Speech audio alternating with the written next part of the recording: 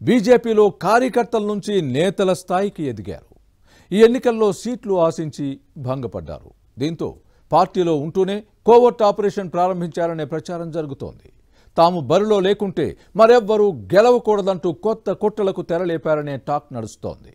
కూటమి పార్టీల్లో ఉన్న అసంతృప్తులు అధికార పార్టీ నేతలకు మధ్య దళారులుగా వ్యవహరిస్తున్నారనే ఆరోపణలు ఉన్నాయి. అలాంటి వారిని వైసీపీలో చేర్పించేందుకు రాయబారం జరుపుతున్నారని కూడా చెబుతున్నారు.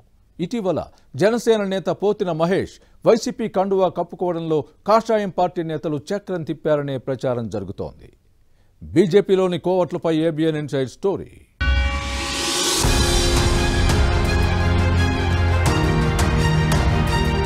ఈ ఎన్నికల్లో వైసీపీని ఓడించే లక్ష్యంతో పొత్తు పెట్టుకున్న టీడీపీ, జనసేన, బీజేపీ కూటమికి కోర్టులతో కొత్త సమస్యలు ఎదురవుతున్నాయి. కాషాయదళంలోని కొందరు నేతలు అధికార పార్టీకి అనుకూలంగా వ్యవహరిస్తున్నారనే వాదనలు ఉన్నాయి. బీజేపీలో సీట్లు ఆశించిన భంగపడిన నేతలంతా కోవర్ట్ ఆపరేషన్ ప్రారంభించారనే ప్రచారం జరుగుతోంది. కూటమి పార్టీల్లో సీట్లు రాక అసంతృప్తితో ఉన్న నేతలను తమ వైపు తిప్పుకుని వైసీపీలో చేర్పిస్తున్నారనే టాక్ నడుస్తోంది. కూటమి పార్టీలకు ఇప్పుడు ఇది పెద్ద తలనొప్పిగా మారింది.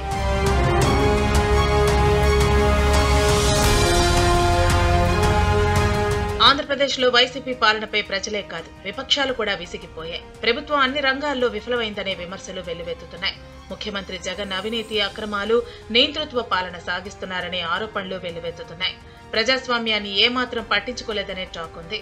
ప్రభుత్వ వైఫల్యాలను ప్రశ్నించిన వారిపై కేసులు పెట్టడం, ప్రతిపక్ష నేతలపై దాడులకు తెగబడుతూ రాక్షస పాలన సాగిస్తున్నదని మండిపడుతున్నారు. వైసీపీ నియంతృత్వ పాలన నుంచి రాష్ట్రానికి విముక్తి కల్పించి అభివృద్ధి చేయాలని టీడీపీ, జనసేన, బీజేపీ కూటమి నిర్ణయించింది. సుపరిపాలన అందించాలనే లక్ష్యంతో పొత్తు పెట్టుకుని ఎన్నికల బరిలో దిగుతున్నాయి. అయితే సీట్ల సర్దుబాటు విషయంలో మూడు పార్టీల నేతల నుంచి కొంతవరకు వ్యతిరేకత వ్యక్తమైంది. అయినప్పటికీ ఆయా పార్టీల నేతలు అలాంటి వారిని పిలిపించి సర్ది చెప్పి భవిష్యత్తులో మంచి అవకాశాలు ఇస్తామని హామీ ఇచ్చారు. అదేవిధంగా బీజేపీలో కూడా కొందరు నేతలకు టికెట్లు ఇవ్వటం సాధ్యం కాలేదు.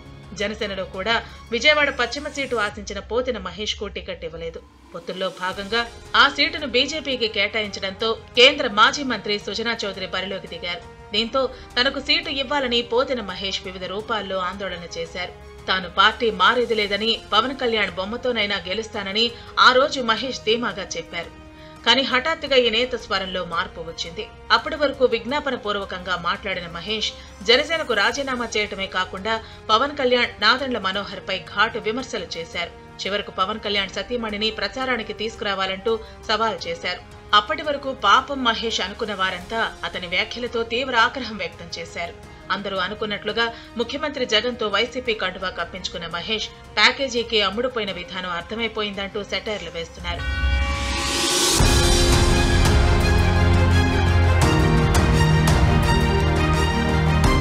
అయితే పోతిన మహేష్ వైసీపీ కండువా కప్పుకోవటం వెనక పెద్ద కథే నడిచిందనే ప్రచారం జోరుగా సాగుతోంది.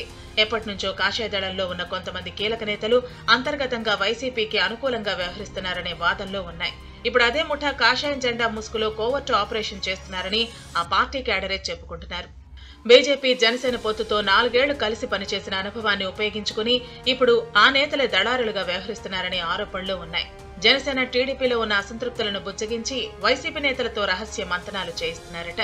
బీజేపీ నుంచి సీట్లు ఆశించిన ఈ సీనియర్ నాయకులు ఇప్పుడు సీక్రెట్ ఆపరేషన్ ద్వారా అధికార పార్టీకి అనుకూలంగా పనిచేస్తున్నారనే ప్రచారం జరుగుతోంది. ఇప్పటికే చాలా మంది నేతలతో ఇదే విధంగా చర్చలు జరిపి వైసీపీ నేతలను వారితో కల్పించినట్లు చర్చ సాగుతోంది. ఈ క్రమంలోనే విజయవాడ పశ్చిమ నియోజకవర్గం నుంచి జనసేన సీటు ఆశించిన పోతిన మహేష్ ను కూడా ఆ కాషాయదళంలోని ఓ సీనియర్ నేత సంప్రదించి వైసీపీ నాయకులతో చర్చలు జరిపించారని అంటున్నారు. అందుకే అప్పటి వరకు ప్రశాంతంగా మాట్లాడిన మహేష్ 2 రోజుల్లోనే వైసీపీ కండువా కప్పుకోకుండానే ఫ్యాన్ పార్టీ నేతగా జనసేనపై నోరు పారేసుకున్నారని చెబుతున్నారు. ఇలా తమకు సీట్లు రాలేదని కాషాయదళంలో కోవర్టులు, కూటమి అభ్యర్థులు గెలవకుండా ఉండేందుకు దళారులుగా మారారనే వాదనలు ఉన్నాయి. రహస్యంగా జగన్ జపం చేస్తూ వైసీపీ గెలిచేందుకు కుట్రలు చేస్తున్నారని చర్చించుకుంటున్నారు.